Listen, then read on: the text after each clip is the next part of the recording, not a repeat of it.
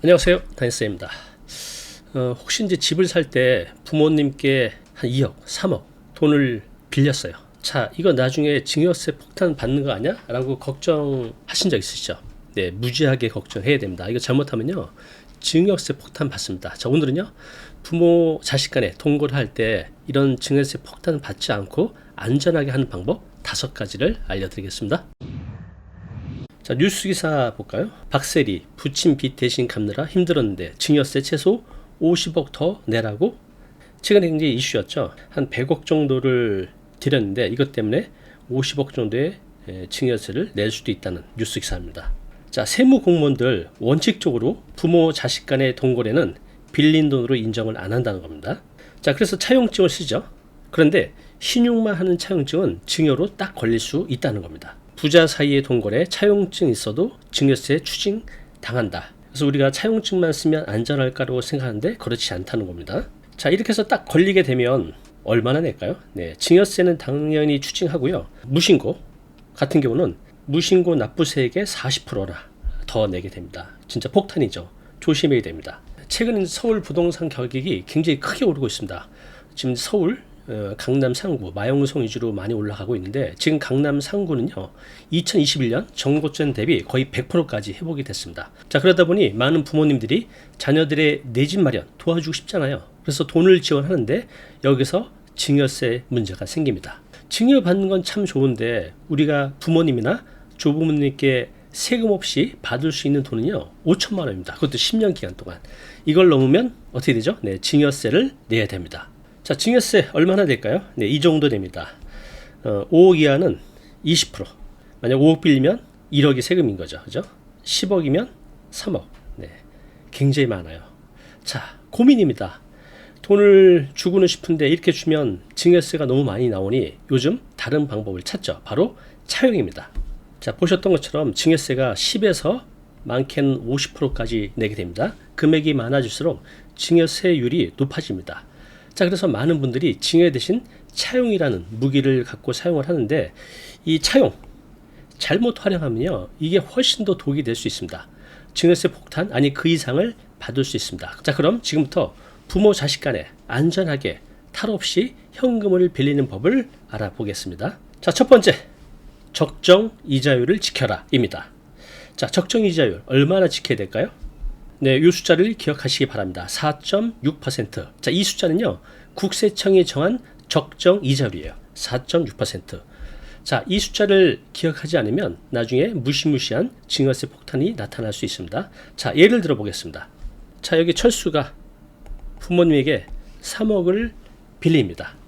자, 그러면 매년 이자 얼마나 내야 될까요? 앞서 적정 이자율은 4.6%라고 했습니다. 그러면 3억에 4.6%면 연 1,380만 원이 이자가 되죠. 이게 이제 적정 이자입니다. 근데 만약에 철수가 아버지에게 우리 부모 자식 간에 그냥 500만 원만 낼게요. 연 500만 원만 낼게요. 이렇게 할 수 있잖아요. 자, 어떻게 될까요? 국세청이 다 들여다보고 있습니다. 주의해야 됩니다. 반드시 이 4.6%는 지키셔야 증여세 폭탄을 피할 수 있습니다. 자, 두 번째, 무이자의 비밀. 자, 이건 좀 희소식이에요. 자, 2억 1,700만 원. 이것이 무엇을 의미할까요? 네, 부모 자식 간에 2억 1,700만 원까지는 무이자로 빌려줘도 증여로 보지 않는다는 겁니다. 자, 그럼 2억 1,700만 원까지 왜 가능한지 한번 보겠습니다. 자, 2억 1,700만 원을 빌렸을 때 왜 증여로 보지 않느냐? 자, 앞서 적정 이자율을 4.6%라고 말씀드렸어요. 그러면 2억 1,700에 4.6%를 곱하면 연 998만 2천 원이 되죠. 그러면 1,000만 원 미만이잖아요. 이렇게 되면 증여로 보지 않는다는 거죠. 그래서 2억 1,700만 원까지는 빌려줄 수 있습니다. 무이자로. 자, 그런데 무작정 2억 1,700만 원이 이자를 안 내도 된다라고 해서 차용증을 작성하지 않으면 의심을 받을 수 있습니다. 이거 외에 우리가 무엇을 준비해야 되는지 알아보겠습니다. 자, 차용 기간이 중요해요. 차용 기간. 몇 년으로 해야 될까요? 지금 아버지가 야, 내가 3억 주는데 차용 기간 어떻게 할까? 한 20년쯤 어때요? 자, 이렇게 하면 어떻게 될까요? 안 됩니다. 너무 길죠. 차용 기간은 5년을 넘지 않는 게 좋다고 합니다. 자, 이에 대한 세부적인 사항 알아보겠습니다. 첫 번째는요, 적정 차용 기간입니다. 자, 세법상 이거에 대한 명확한 구정은 없습니다. 근데 관행적으로 5년 이내를 보통 권장합니다. 자, 두 번째, 장기 차용의 위험. 네, 차용 기간이 길어지면 국세청에서 이걸 사실상의 증여로 간주할 가능성이 높다고 합니다. 그래서 보통 5년 이내를 보통 권장하고 있습니다. 자, 세 번째, 기간 연장 시 주의사항. 자, 우리가 5년으로 했어요. 근데 돈을 다 못 갚았어. 그럴 수 있잖아요. 자, 이럴 때 최초 계약 기간 만료 후에 우리가 연장을 할 때 반드시 그 연장 사유 또 상환 계획을 명확히 하는 게 중요합니다. 자, 마지막 네 번째는요, 상환 계획의 중요성입니다. 자, 차용 기간 내에 원금 상환 계획을 수립을 해야 되잖아요. 그리고 이것을 제대로 이행하는 것이 중요합니다. 계획만 수립하고 이행하지 않으면 국세청에서 증여로 볼 수 있다는 겁니다. 자, 네 번째, 꾸준히 갚아라입니다. 지금 아들이 아버지에게 돈을 갚고 있습니다. 물론 이자도 갚아가야 되지만 원금도 일정 비율로 갚아가야 됩니다. 왜 그런지 좀 더 세부적인 내용 알아보겠습니다. 첫 번째, 정기적인 원금 상환. 네, 정기적으로 원금을 갚아나가는 것이 굉장히 중요합니다. 자, 이것은요, 나중에 문제가 생겼을 때 나 이거 부모한테 돈 빌린 거다, 돈 갚았다 라는 것을 입증하는 데 큰 도움이 됩니다. 자, 두 번째, 상환 내역 기록. 네, 자, 모든 상환 거래에 대해서는요, 부모님도 자식도 자세한 기록을 유지해놔야 됩니다. 추후에 문제가 생겼을 때 이것이 중요한 증거가 되기 때문입니다. 세 번째, 계좌이체 활용입니다. 우리가 그냥 현금으로 이자나 원금을 갚을 수도 있죠. 근데 이거 어떻게 증명해요? 그래서 반드시 계좌이체를 통해서 원금하고 이자를 보내는 것이 중요합니다. 자, 이것은 나중에 문제가 생겼을 때 증빙 자료로 바로 활용할 수 있잖아요. 반드시 현금 말고 계좌이체를 활용하시기 바랍니다. 자, 네 번째는요, 정기적인 상환계획 수립입니다. 자, 원금 상환계획 수립하고 아까 말씀드렸듯이 이걸 이행하는 것이 중요합니다. 이것을 제대로 이행하지 않으면요, 증여로 볼 수 있기 때문입니다. 자, 다섯 번째, 문서화입니다. 자, 모든 사항 내역을요, 문서화해서 보관하시기 바랍니다. 좀 전에 말씀드렸듯이 나중에 문제가 생겼을 때 또 세무조사를 할 때 이것이 중요한 증거가 될 수 있습니다. 자, 마지막 다섯 번째입니다. 자, 증거를 남기는 가장 좋은 방법 중에 하나가 뭘까요? 네, 바로 차용증 작성이죠. 그리고 공증을 받아두는 겁니다. 이분이 이제 변호사예요. 자, 여기 아버님, 아들이 있고 차용증에 사인하라고 하죠. 네, 이렇게 해두는 것이 중요합니다.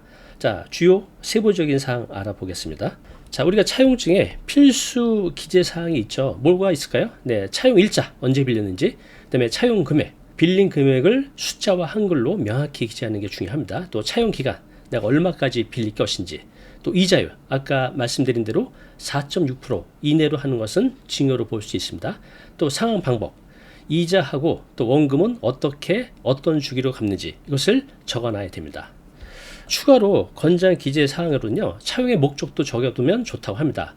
내가 이걸 빌려서 어디에 쓸 것인지, 또 연체 시 연체 이자율은 얼마로 할 것인지. 우리 보통 차용 거래할 때 이거 쓰잖아요. 근데 부모 자식 간에도 이걸 반드시 해놔야 문제가 없다는 겁니다. 또 중도 상환 조건, 조기 상환 가능 여부, 이런 것들에 대해서 자세히 적어두는 것이 좋습니다. 자, 세 번째, 왜 공증을 받아둬야 할까요? 자, 공증을 받으면요, 이 문서는 그 진정성과 법적 효력이 인정이 됩니다. 추후 분쟁이 발생됐을 때, 또 뭐 세무조사를 할 때 이것이 유리한 증거로 활용될 수 있습니다. 자, 마지막 네 번째, 법적 효력입니다. 자, 모든 요건을 갖추어서 잘 작성된 차용증은요, 법적 구속력이 있는 계약서로 인정이 됩니다. 그래서 나중에 문제가 발생했을 때 이것이 실제 대출, 그러니까 대여임을 입증하는 중요한 증거가 됩니다. 그래서 요 네 가지 사항 꼭 기억하시기 바랍니다. 네, 제가 이제 상담을 하다 보면 실제로 부모 자식 간에 이 돈거래를 명확히 안 해서 실제로 세무조사 받았다는 분들도 상담을 통해서 많이 만나봤습니다.